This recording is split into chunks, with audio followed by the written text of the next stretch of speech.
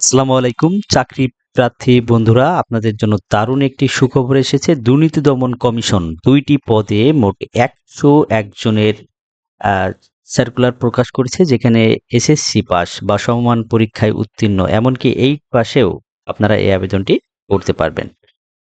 তো আসুন আমরা দেখে নিই এই ভিডিওতে কারা আবেদন করতে পারবেন, কি, কি যোগ্যতা লাগবে সবকিছু এখানে বিস্তারিত থাকবে। তো আপনারা দেখতে পাচ্ছেন কিন্তু এই মাসেই, এই যে আগস্টের ৬ তারিখ এই সার্কুলারটা প্রকাশিত হয়েছে। এরপরে আসুন দেখুন এইটা দুর্নীতি দমন কমিশনের নিম্নলিখিত পদের জন্য এই সার্কুলারটা হয়েছে। ১ম যে পদটা এই পাশে দেখছেন ১ নম্বর পদ, সেটার নাম হচ্ছে কনস্টেবল। এটা হচ্ছে পদের সংখ্যা ৯১টি। তবে এই পদের সংখ্যা বাড়বে ইনশাল্লাহ। তো দুর্নীতি দমন কমিশনের যে কনস্টেবল পদটি, এটা কিন্তু পুলিশের মতো কনস্টেবল এর মতো একটা পদ। তবে পুলিশের চেয়েও এরা বেশি পাওয়ারফুল এবং অনেকটা কি বলবো যে এখানে ২ নাম্বারে ইনকাম করারও সুযোগ অনেক বেশি আছে। যেহেতু এরা দুর্নীতি আ যারা করে তাদেরকেই খুঁজে বের করে এই টিমটা। তো এদের বেতন কেমন হবে? দেখেন এদের আ ৯,০০০ থেকে ২১,৮০০, অর্থাৎ ১৭তম গ্রেডের একটা চাকরি। আর শিক্ষাগত যোগ্যতা লাগবে যে স্বীকৃত বোর্ড হইতে ২য় শ্রেণীর মাধ্যমিক বা সমমান পরীক্ষায় উত্তীর্ণ। অর্থাৎ আপনি যদি এসএসসি পাস হন, সেটা আর্টস, কমার্স, সায়েন্স বা ভোকেশনাল বা মাদ্রাসা বা কারিগরি যেখান থেকেই পাস হন না কেন, এসএসসি বা এর সমমান হলেই আপনি এটাতে আবেদন করতে পারবেন। আরেকটা পদ আছে অফিস সহায়ক। অফিস সহায়কের এটার ২০তম গ্রেডের চাকরি। ৮,২৫০ থেকে ২০,০১০ টাকা। এটা ৮ম শ্রেণী উত্তীর্ণ হলেই হবে। আ আপনার যেকোনো স্কুল থেকে সার্টিফিকেটটা নিয়ে এটা আবেদন করতে পারবেন। মোট কিন্তু ১০১ টি পদ। এরপরে আসি এই আবেদনটা কবে নাগাদ করতে পারবেন, আবেদন করতে কি, কি লাগবে, কত টাকা লাগবে, এভরিথিং লাগবে। তো এই আবেদনের পুরা আবেদন প্রক্রিয়াটা যদি দেখতে চান, তাহলে আপনি এই www.accor.bd এই ঠিকানায় যাবেন। আর একজন প্রার্থী একাধিক পদে আবেদন করতে পারবে না। অর্থাৎ আপনাকে হয় কনস্টেবল অথবা অফিস সহায়ক, যেকোনো একটাই আবেদন করতে হবে।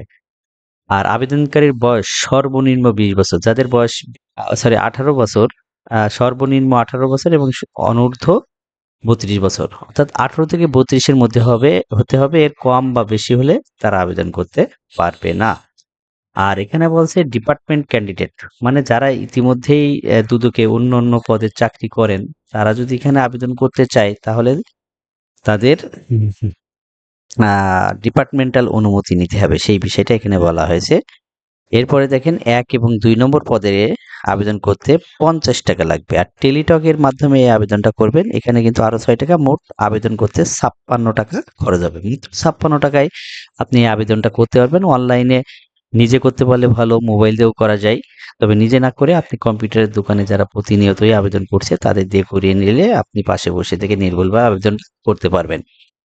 সেখানেও হয়তো আরো ৫০ টাকা লাগবে। সেক্ষেত্রে সর্বসকলে আপনি ১০০ টাকার মধ্যে আবেদনটা করতে পারবেন। আর এখানে পদসংখ্যা হ্রাস, বৃদ্ধি বা বাতিল করার অধিকার এই কর্তৃপক্ষ রাখে, এই বিষয়টা বলেছে। তো এইখান থেকে বৃদ্ধি হয়, সাধারণত পদসংখ্যা কিন্তু বৃদ্ধি হয়। এইটার কথা বলা হয়েছে। এরপরে দেখেন যারা এসএসসি, এইচএসসি বা এখানে এই এইচএসসির কথা বললেও, আপনি যদি এই সিস্টেমে পাস করে থাকেন তাহলে উম না কোনো সমস্যা নেই, সেটার কথাই বলা হয়েছে। আর পরীক্ষা সিস্টেম হবে লিখিত এবং মৌখিক। লিখিত বললেও এখানে কিন্তু এমসিকিউ টাইপের লিখিত, অর্থাৎ আপনি এমসিকিউ পরীক্ষা দিয়েই কিন্তু এই পরীক্ষায় উত্তীর্ণ হতে পারবেন। শুধুমাত্র এমসিকিউ পরীক্ষা দিতে হবে। পরীক্ষার মানবন্টন কেমন হবে, কি, কি সাবজেক্ট থেকে প্রশ্ন হবে, সবকিছু আমি এখানে আপনাদের দেখাবো। তার আগে বলে নিই যে আবেদন যারা করবেন, তারা দেখেন এই যে accteletalk.bd এই ঠিকানায় ঢুকতে হবে। আর আবেদনটা কিন্তু এখনো শুরু হয়নি। এই আবেদনের শুরুর তারিখ হচ্ছে ১৩ আগস্ট ২০২৫ সকাল ১০টা থেকে শুরু হবে। আর শেষ হবে আগামী মাসের ১১ সেপ্টেম্বর ২০২৫ বিকাল ৫টা পর্যন্ত। এই হচ্ছে আপনাদের আবেদনের শুরু এবং শেষের তারিখ। আবেদন করতে গেলে আপনার ছবি লাগবে, সিগনেচার লাগবে। এই ২ টা নিয়ে যাবেন কম্পিউটারের দোকানে, তাহলে আপনাকে আবেদন করে দেবে। এবার ফি প্রদান, আপনাকে এই যে ৫৬ টাকা, এটাও কিন্তু টেলিটকের সিম ইউজ করে আপনাকে টাকা পরিশোধ করতে হবে। যাদের টেলিটক সিম আছে, এটা দোকানে, কম্পিউটারের দোকানে যারা অনলাইনের আবেদনের কাজ করে, সেখানে গেলে ওদের কাছে টেলিটকের সিম থাকে, তারা আপনাদেরকে আবেদন করে দেবেন, কোনো সমস্যা নেই। তো আবেদন করতে গেলে এই যে এসিসি টেলিটক এই সাইটে যেতে হবে, এবং আপনার যখন আবেদনের টাকা পরিশোধ করবেন তখন আপনার এসএমএস আসবে। এসএমএস এ আপনাকে ইউজার আইডি পাসওয়ার্ড দিয়ে দেবে। এগুলো কিছুই আপনাকে করতে হবে না। যে দোকানে করবেন সেখান থেকে আপনার কাছ থেকে তথ্য নিয়ে তারা সম্পূর্ণ নির্ভুলভাবে আবেদনটা করে দেবে এবং অ্যাডমিট দেবে।